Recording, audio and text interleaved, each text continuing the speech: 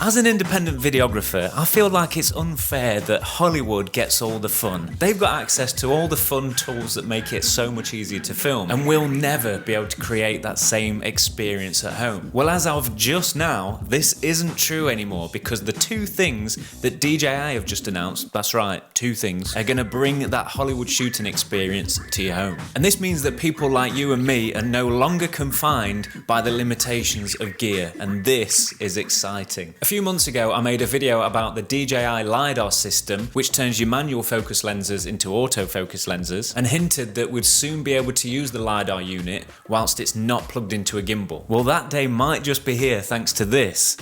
But you're going to have to keep watching to find out more about that, because first, I want to show you the brand new DJI Transmission Receiver RX. Now, DJI released a wireless system last year, but the problem was you had to use it with their monitor. Whereas now, we've got a dedicated receiver, the RX. And this gives us the most stable wireless transmission system ever with any monitor that we choose. Now, the DJI High Bright monitor is fantastic. I'm actually using it now. It's got so many features and functions, it's just incredible. And the monitor itself is crystal clear. Colors are fantastic. Let me just get it out of the way there. There we go. But some people may want to use a larger monitor display, and others may want to use the affordable monitor that they already own. And you can even connect the receivers to the Ronin 4D now as well, which is just great. And this is the same transmission systems that are used in the drones, which gives you up to 6 kilometers or 20,000 feet clear line of sight transmission distance, excellent through wall performance, auto frequency switching, and ultra low latency performance. So I'm going to test the range of the new receiver now, and Danny Boy is going to help me. So I've got the camera set up here, and I'm going to take the receiver with the one wheel up that road and see how far we can get. Are you ready, Danny Boy? I'm ready. I want to come over. I want to go out. No. Right, I'll see you in a bit, Danny Boy. I really hope he doesn't fall, because if he falls, it's going to be a disaster. It's still a good signal? Still great signal, yeah. I can see it perfectly. Oh, it's cutting out a little bit now. Gone around a bit of a bend. Yeah, you've lost line of sight now. You've gone behind the grass. Right, it's come back in. Oh, it's good signal now. Perfect signal. Still got you. Are you not getting any interference whatsoever? I am getting interference, yeah. It's been cutting out a little bit like this. To give you an idea where Sam is right now, right down there, you see them three bars? Where the back one is right now is where Sam was. So right now I've got a clear line of sight at the camera. I can see Danny Boy, and it's perfect. And this is quite far away. This is really far away, actually. What do you think, Danny Boy? It's impressive. It's very good. To see what kind of distance you got between between here and obviously up there, it's far enough. I can't see, in most circumstances, you having to be much further away from your actual camera. Yeah. So, it's impressive. Yeah. Let's try one more thing. What's more important to me over the distance is being able to film through the walls. Not film through the walls, but you know what I mean? Have signal through walls. So I'm just going to go round into the estate through a bunch of houses and see if it still follows us then. Still got a perfect signal. I've gone up into the estate. Oh, it's just starting to get a bit fuzzy now. But again, there's a good 10 houses in the way and a big metal box.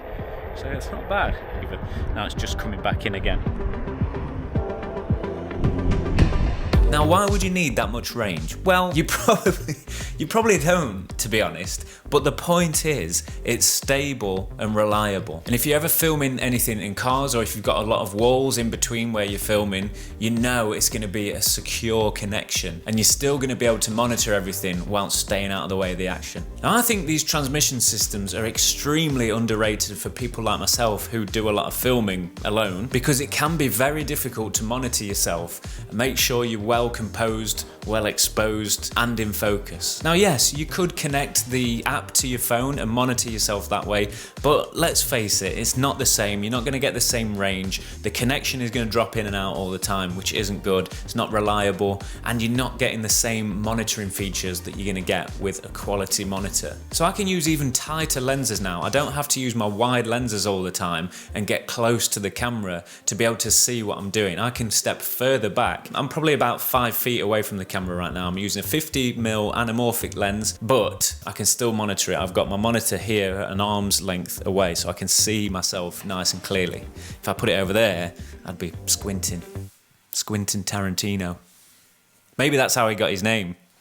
Because he didn't have the DJI transmission system, he squinted a lot to see the monitors, whereas now, he's... no. In broadcast mode, you can add unlimited monitors or receivers for anybody who needs a feed. Now, you will lose a little bit of range for every receiver that you add, but let's face it, we've got a lot to play with, so I think we should be all right. I don't know if you can hear this, but I've got both systems plugged in. I've got the receiver here, the RX, and I've also got the high bright monitor plugged in. And you can actually hear the fan noise. It's fairly loud. I don't think it's been picked up by this microphone throughout this video, but you can hear it. It's definitely there. If I put my microphone next to it, can you hear that? Whereas the receiver, let me just move this out of the way. In fact, let me go over here. It's silent, there's no noise coming from it, which could be a huge benefit for some people if you want absolute silence on your set. If you don't know me, I love a dedicated case, and I think this one is the most professional that I've ever seen. It's got cutouts for all the parts and even extra accessories as well, so it's perfect for when you're on the go and you want to keep everything safe. Solid.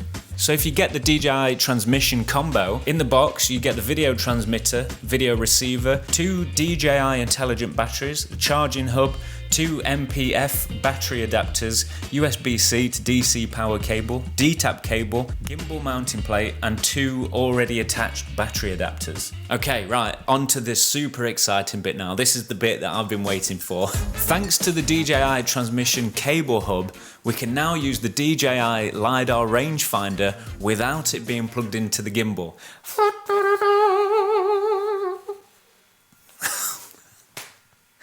Should get a real one of those one day. I am a real one of those. However, it's worth noting that you do still need a gimbal or the high bright monitor to calibrate and store the lens profiles within the rangefinder itself. But you only need to do that once for each lens, and then you don't need it again. This now frees us up to go handheld with our favourite cinema lenses and keep things in focus. So now we're able to do stuff like this. I'm actually filming using my Shure anamorphic manual lens, but with autofocus because of the Li-Dar. And I'm actually monitoring it using the video receiver RX with my Atomos Shinobi monitor. Watch this, if I move closer, it's gonna track me. If I move further away, it's gonna keep me in focus. Look at that. If I put something up in front, it's gonna focus on that. If I drop it down, it's gonna focus on me. Look at that.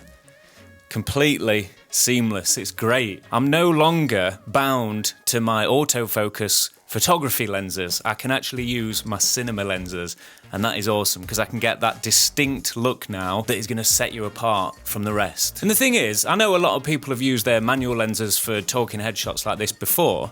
Let me just put this down. But you have to set the focus and then you can't really move back and forth because it's not going to track you like this does. Look at that. A TikTok the other day of focus puller, and you could just see them sweating trying to like get it perfect. I looked in the comments and I'm like, why are you not using Li-Dar? It's like, yeah, that's incredible. Really good. And because I like it so much, I actually filmed this entire video using the Shure anamorphic 50mm lens. That's why I did that shot at the beginning where I started here, just to show you that it's going to keep me in focus. There we are, look.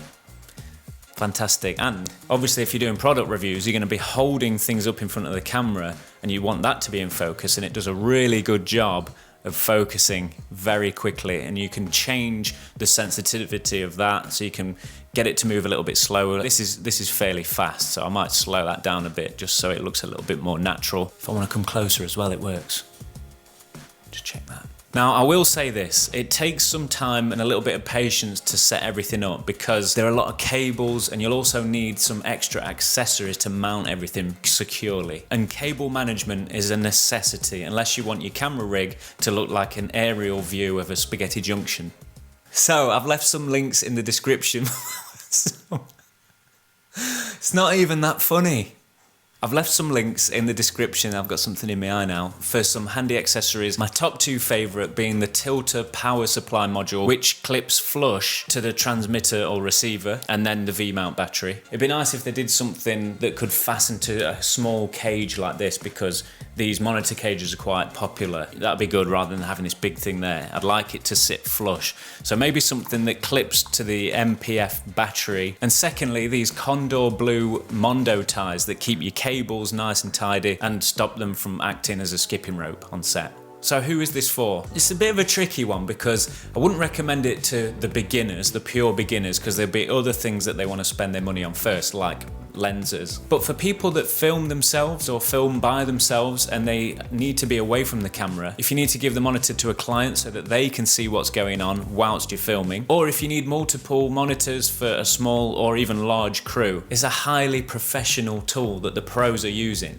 But the thing is, like I mentioned at the beginning, it can also be used by solo shooters like myself, and it's going to really help you get shots that you wouldn't have been able to get before and make the whole process easier and faster as well. So if that's what you want, then I definitely recommend it. It's not for those people who just want to go out with their camera with a discreet, minimal setup that's lightweight, because like I said, there's a lot of rigging involved and a lot of accessories to get this thing up and running. Now, if you don't fully understand why you should be using the Li-Dar module, then definitely watch this video next, because I show you exactly why you need to get one if you want to use quality cinema lenses in your videos.